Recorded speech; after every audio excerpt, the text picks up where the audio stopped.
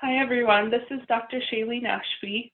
I'm really excited to join you for this program. This is the first mindset module for week 1, and we're going to be talking about building a positive mindset to help promote kidney health. Now there is a summary sheet available that you can download that goes along with this presentation. So go ahead and look for that. And then if you have any questions about this presentation, please feel free to contact me via the email that we have available, and I'd be happy to talk with you and answer any questions that you might have. So as you know, the majority of this program is focused on nutrition and making dietary changes that will help support your kidney health. And so my role in this program is to talk about the mind and how we can use the mind to support you in these efforts. So what we'll go over in this module is we will talk about how the mind influences the body. We'll discuss how the mind can help heal the body. And we'll talk about tools to use the power of your mind to support making these dietary changes and to support your kidney health. So to start out, I just have a simple statement that I want to go over. It says how we think and how we feel can affect our bodies and vice versa. So I want you to just think about that in your life and see if you've noticed that. How you think and how you feel, have you noticed how that affects your bodies and vice versa? So examples, when we're feeling stressed or afraid or maybe angry, we might start to feel tension in our necks or our shoulders or even our jaws. On the other hand, when your body isn't feeling well, you might start to feel discouraged or disappointed. And so we're going to just explore this connection between the mind and the body a little bit more. And the study of this is called psychoneuroimmunology. So there's a whole field of science that looks at how the mind and the body are connected and influence each other. So we're going to explore that a little bit more today. So to begin, I want to just talk a little bit about human development for a minute. So as we go throughout life, we experience various events during our life. And these events essentially program our brain, particularly the subconscious part of our brain, to view our life and the world in specific ways according to what we experience. So this programming, it can influence our health, our emotions, and even our health behaviors. So as the brain is programmed, one of its primary goals and purposes is to protect us. And the way it protects us is through anticipating danger. And it does that by automatically thinking of the worst case scenario. And scientists call this the negativity bias. So when something happens or the brain is trying to protect us, it automatically goes to the worst case scenario. And what we do is we start to tell ourselves stories about what might happen in order to keep ourselves safe. So you can see an example of that in that first figure here. The second figure, this is a more specific example applying that. So say we have a young child who has never had any exposure to a dog before. And maybe they go up to a dog and they try and pet it, and maybe the dog nips at them or tries to bite them. And when this happens, what the brain does is it starts to wire itself to be able to protect this child in the future. So it starts to develop a belief about dogs that will keep this child safe from dogs in the future. So the belief that's developed is dogs are dangerous. And so this child starts to believe this and remember this and tells itself stories. I don't like dogs, they will hurt me. And all of this is an attempt by the brain to keep this child safe. And so the child starts to be fearful of dogs, starts to avoid dogs, and that's exactly what the brain wanted to have happen, so it could protect this child from dogs. Another example is, say you have an individual that at some point in their life, they tried to make some type of change or try something new. And when they did that, maybe it didn't quite go as planned. And maybe they ended up failing at what they were trying to change. And when this happened, they feel disappointed, they feel ashamed. And this is something that we don't like to feel. And so the brain, its goal is to protect us from these feelings in the future. So it causes this person to develop the belief or the story that I can't try new things because if I do, I'm going to fail. Now, take the same individual, fast forward a few years, maybe they're experiencing some health challenges and need to make some dietary changes, just like we're talking about in this program. Now, when they go to attempt this, maybe the stories they start telling themselves are, I can't do new things, I'm going to fail, why even try? And the whole reason this comes up is because the brain is trying to protect them from feeling disappointed and ashamed if they do try and fail. And so you can see how this might present some difficulties. The issue with both of these stories, if we look at them, we look at the example about the dog, the belief that all dogs are dangerous, it's not really based in truth. In this situation, yes, one dog was dangerous for this child, but that doesn't mean that all dogs are dangerous. And in this next example about the individual with health challenges, yes, it's true that maybe they weren't as successful the first time around when they tried something new, but that doesn't mean that they won't be successful every time. And so while the brain is trying to help us and keep us safe, there also are drawbacks to how this works and this functioning. These beliefs and stories that we start to tell ourselves can be limiting, can limit the person's experiences, and can lead to difficult emotions that are hard to deal with. So why does all of this matter? The research shows that how we think, so those stories that we tell ourselves, and how we feel directly affects the physiology of our body and the cells in our body, as well as our health behaviors.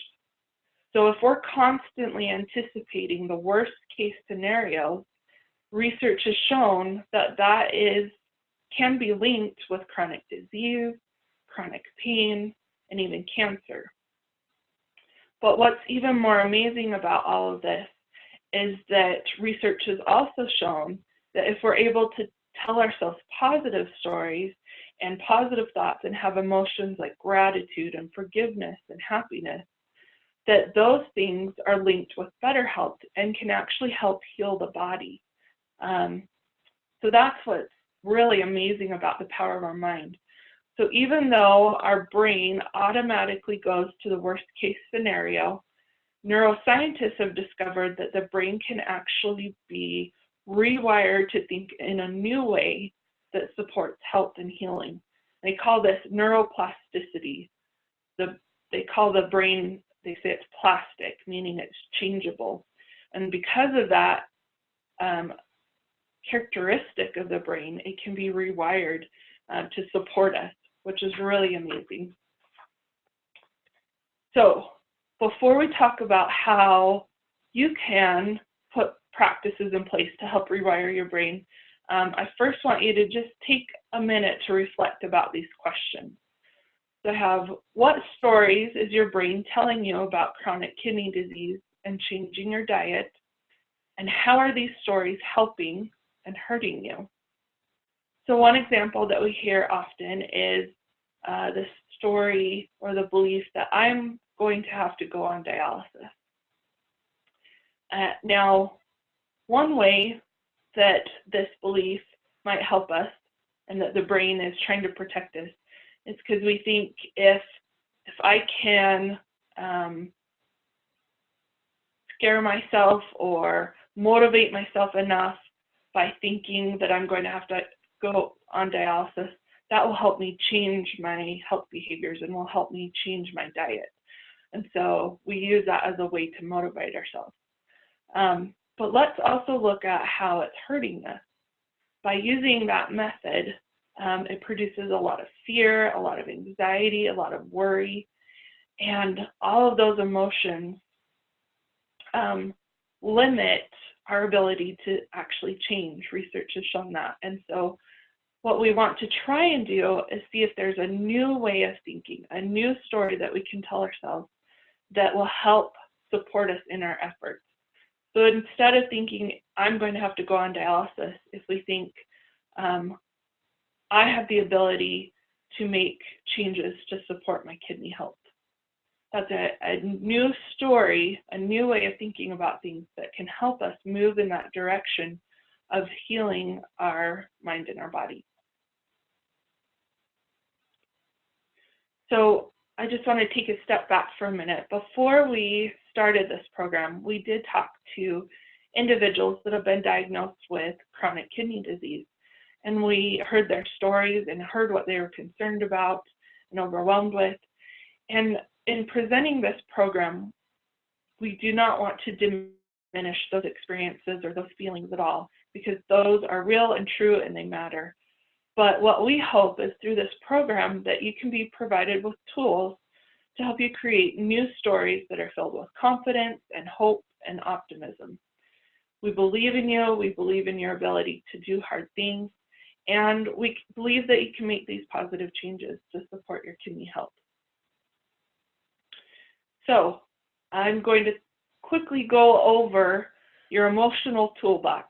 So the tools that you will be provided with over the next 6 weeks to help you in building a positive mindset. So this first week, we are going to talk about the Notice, Shift, Rewire exercise. You have been provided with a handout as a guide to use with this exercise. We'll go over it more in just a minute. Week 2, you will be provided with a relaxation and guided imagery exercise, and this will help you to visualize health and healing. I think you'll really enjoy it. All you have to do is just listen to it and relax. So I think you'll enjoy that. Weeks 3 through 5 will have short 5-minute videos that will just help you know how to apply the Notice, Shift, Rewire exercise to specific emotions. So we'll talk about shifting from fear to gratitude, from judgment to self-compassion, and from anger to resilience. And then the last week, week 6, we'll do another short 5-minute video that will just talk about when you might want to consider seeking one-on-one support to help in building this positive mindset and to also support you with your emotional health. So this first exercise, I'll move my picture here so you can see it all, that we're going to go over this week is the Notice, Shift, Rewire exercise. So the first step is notice. Basically, you just notice how you're feeling and what stories you are telling yourself. We just want you to become more aware. Awareness is a powerful tool. The second step is to shift. You're going to shift to a new story and mindset that will help you feel confident and at peace. And then the last step, rewire. You're going to rewire your brain by taking 30 to 60 seconds to actually visualize living with this new mindset. Visualize how you'd feel physically and emotionally and what your life would look like. So I am actually going to pull up the handout for this exercise, and we'll talk about that here. Let me pull it up. Okay, so we've got this Notice, Shift, Rewire exercise. Now, as you work through this, I really encourage you to print off several copies, write on them, post them in places that will help you remember to practice this. As you begin to notice your emotions and what stories you're telling yourself, I really encourage you to just remember that all emotions are just information that's here to help us. And I'd really encourage you to try not to judge yourself for the feelings that you have or for the thoughts that you have, and just try to simply notice them. So that's the first step. Notice. What heavy emotions are you feeling today? Whether it's fear, frustration, despair. So for the example that I have here, the emotion is frustration. So if I'm feeling frustrated, the second question is, what stories am I telling myself that are making me feel frustrated? When I think about that, I realize I'm telling myself that no matter how hard I try, I'm never going to be able to change. And that thought would produce a lot of frustration if it feels like there's just nothing you can do about it. So you'll write those things down in that first step of notice. Step 2 is shift. So you're going to think about what kind of light feelings you'd like to be feeling, whether that's confidence, happiness, compassion. So for this example, say I want to feel more confident. So what kind of stories do I need to tell myself that will help me feel more confident? And I decide if I tell myself I can do hard things and make positive changes in my life. That's what I want to shift my mindset to. And then the last step, like we talked about before, the last step is rewire. So again, you're going to take 30 to 60 seconds to repeat this new mindset to yourself.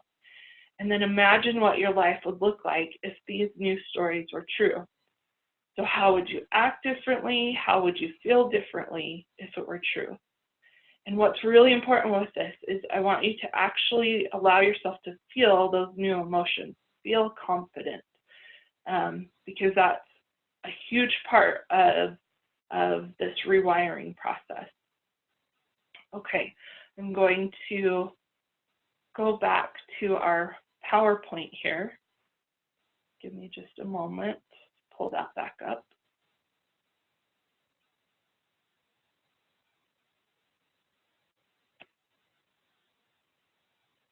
Okay, it's working on pulling back up here. So this notice, shift, rewire exercise, my challenge to you is to try and use this practice at least 3 times this week. So whenever you are feeling difficult emotions, whether it's about your diet, about chronic kidney disease, or anything else, use this tool to identify the stories that you are telling yourself and then consciously shift to a more positive mindset. And the more you do this, the more the neurons in your brain will fire, and the more they do that, they'll rewire and be reprogrammed to think in the way that you want to think, and to think in a way that will help support making dietary changes and support your kidney health. So that's the end of this module. I'm really excited to join with all of you through this program, and we really hope that by the end you'll be feeling confident and feel like you have the tools that you need to work through these things. We're excited to hear about your progress and about your successes. Please reach out to us and share those with us.